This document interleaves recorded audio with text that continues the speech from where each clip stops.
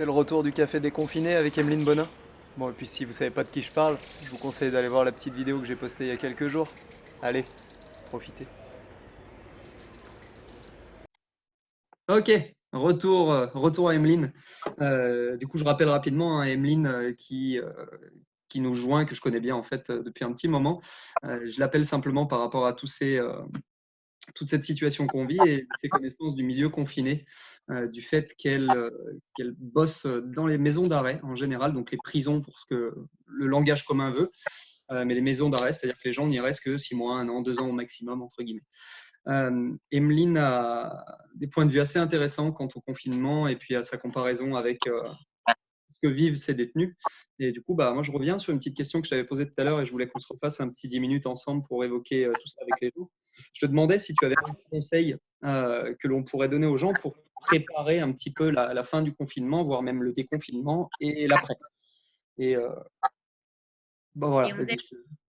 sait avec le fait que quand mes détenus sortaient, enfin mes détenus, les détenus sortaient, Tes élèves. comment préparer leur sortie. Mm. Et du coup, eux, la différence, c'est qu'ils connaissent vraiment la date et qu'ils ont souvent un objectif de sortie. Enfin, on essaie de faire en sorte qu'ils aient cet objectif de sortie pour pas sortir d'une sortie sèche.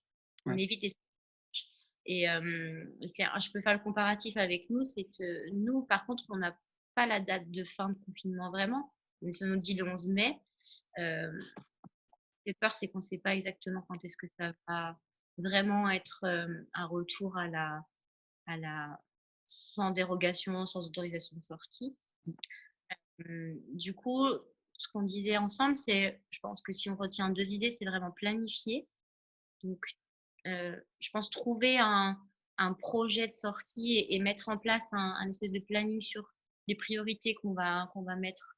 C'est difficile à expliquer comme ça, mais pour moi, c'est vraiment savoir où on va. Du coup, pour ça, il y a le gouvernement qui doit nous aider aussi un petit peu, mais surtout personnellement, trouver une planification, de se dire, avoir gardé, je ne sais pas comment expliquer ça clairement, mais avoir un planning de sortie, savoir que je vais sortir un jour, je vais reprendre le travail, je vais avoir des week-ends, des vacances, des choses comme ça, remettre un peu Mm. un planning et surtout prioriser, c'est-à-dire qu'est-ce que je vais vouloir faire en premier dans ma vie en sortant en fait. Et souvent, c'est la question que je pose à mes détenus, c'est qu'est-ce que vous allez faire quand vous allez sortir? C'est quoi vos priorités? Ouais, Et ouais, ok. Et sort, c'est trouver les proches, puis après reprendre une vie de travail, essayer de réapprécier de retourner au travail, parce que beaucoup ont un peu peur de ça. mm, Et voilà. Puis on avait dit donc accepter ce qui nous arrive aussi. Voilà. Accepter que on va devoir subir un peu tout l'environnement qu'il y aura autour de nous. ouais. Et souvent, un détenu, quand il sort en 7 mois, il y a des choses qui ont le temps de changer et là, il faut qu'aussi il l'accepte. Mm. Voilà. Quand il retrouve un travail, c'est plus les mêmes règles ou c'est plus le même travail. Et du coup, c'est tout un environnement qui est changé. Et à part accepter et faire mettre en place mettre en place mettre en place des choses pour mieux le vivre, voilà. Mm, C'est non. vrai. Mais Pardon, j'ai perdu ma voix en même temps. Et du coup, deux choses qui sont vraiment intéressantes et ça me plaît beaucoup. Je te rejoins énormément là-dessus. Te moque pas.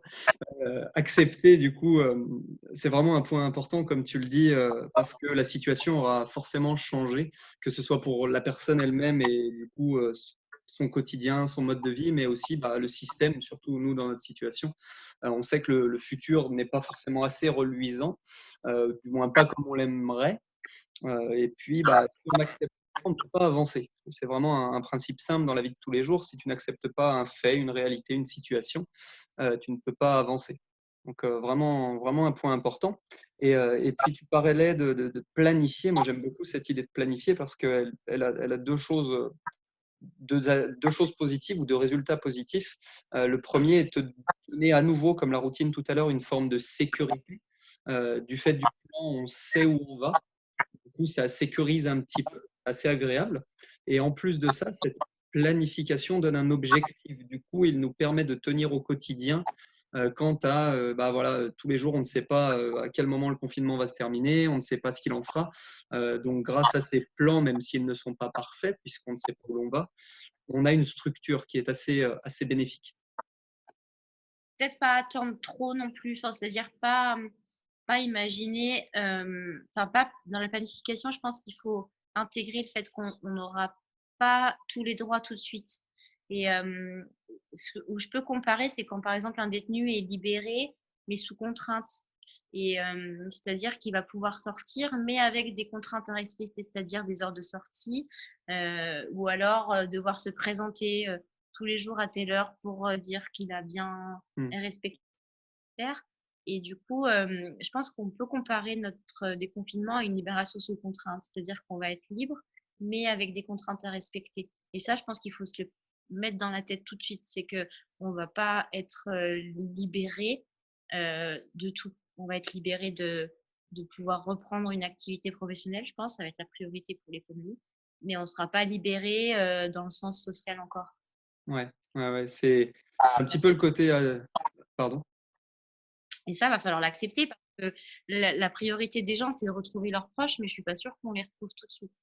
On va Oui. déjà retrouver leur environnement professionnel, peut-être plus ou moins vite, mais par contre, de pouvoir encore bouger de façon libre, je suis pas sûre que ça soit tout de suite.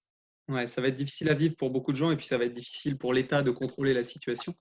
J'aime beaucoup en tout cas cette idée entre guillemets des attentes. C'est vrai que c'est assez difficile à gérer et puis c'est le côté à double tranchant d'avoir des attentes par rapport à une situation. Tu as ce côté très positif c'est motivant.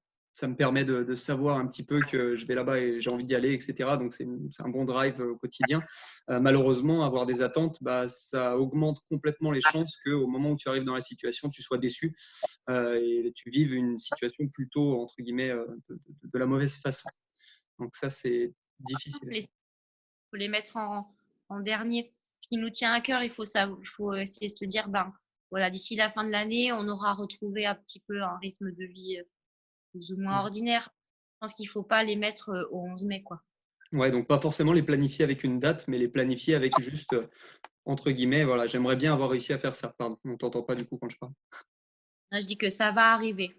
Il faut se dire, ça va arriver, mais il faut pas avoir d'attente parce que comme c'est pas nous qui contrôlons, il faut pas avoir d'attente. C'est pas nous qui décidons. Donc, ben, voilà. Génial. Si on met des attentes que l'État n'a pas posées, on va forcément être déçu et c'est là où on va mal le vivre parce qu'on aura des attentes qui sont pas réalisables. Mm. En effet, en effet. Écoute, Emeline, je vais te laisser là. Ça suffit déjà, entre guillemets, pas mal. Je pense que les gens ont beaucoup d'informations à traiter. Le temps d'un café, ça suffit amplement. On essaie de faire des petites vidéos courtes. S'ils veulent plus d'infos, de toute façon, ils pourront me joindre et je mettrai sûrement tes contacts. On va en discuter si tu veux qu'on mette un mail ou autre parce qu'il y aura forcément des questions. Je rappelle juste un truc qu'on n'a pas dit dans cette vidéo-là, mais qu'on s'est dit entre nous dans notre échange. Tu es en train de faire une petite étude ou du moins des études pour comparer un petit peu le milieu carcéral et ce que vivent tes élèves tous les jours et le quotidien des gens actuellement et le comportement surtout. Est-ce que tu pourrais nous en parler en 30 secondes, si tu y arrives en 30 secondes? Euh, je sais rien. 30 secondes, moi. En fait, juste, pas rien de concret, juste je relève des données en fait là de ce que je vois, de ce que j'entends, de ce que je peux comprendre et je note en fait tout ce qui me vient pour condenser quelque chose et après j'essaierai de mettre de l'ordre dans mes idées. Mais là, je suis en train juste de faire des relevés de données parce que j'ai l'impression enfin, je vois beaucoup de similitudes entre la détention et ce qu'on vit là et ça Mm. m'intéresse vraiment et j'ai envie de creuser. Mais ça prend du temps. Du coup, Oui, en effet. en prise d'information et j'essaie de me documenter pour voir un peu voilà, des similitudes. Mais ça Bah, donne une sorte d'essai. Une mm. sorte d'essai. Du coup, je pense qu'il y aura sûrement une autre vidéo ou deux qui seront faites là-dessus quand tu auras on va pas dire fini, mais au moins abouti à quelque chose de concret pour toi. Et si tu as envie de partager un peu tout ça, je te propose qu'on refasse plus tard, dans un mois, 2 mois, ou simplement un an. Petite vidéo là-dessus. Attention, il faudra me tenir au mot, mais je vais le noter, donc je le retiendrai. Avec plaisir. Génial. Bon, bah, écoute, Emeline, merci pour ton temps, merci d'être venue discuter un peu avec moi et du coup avec tout le monde parce que on va échanger un peu tout ça. Prends soin de toi, profite du confinement pour profiter de tout le monde Mais autour de toi. Hein, épanouir encore plus. Ouais. épanouis-toi. Allez, à bientôt Emeline, on se rappelle bientôt. Gros bisous. Salut. Et bah voilà, une petite discussion sympathique, non? Un petit point tout de même sur lequel je voudrais revenir avec vous. Je ne pense pas que le terme planifié soit le plus adapté à la situation. En effet, c'est celui qui nous est venu pendant la discussion.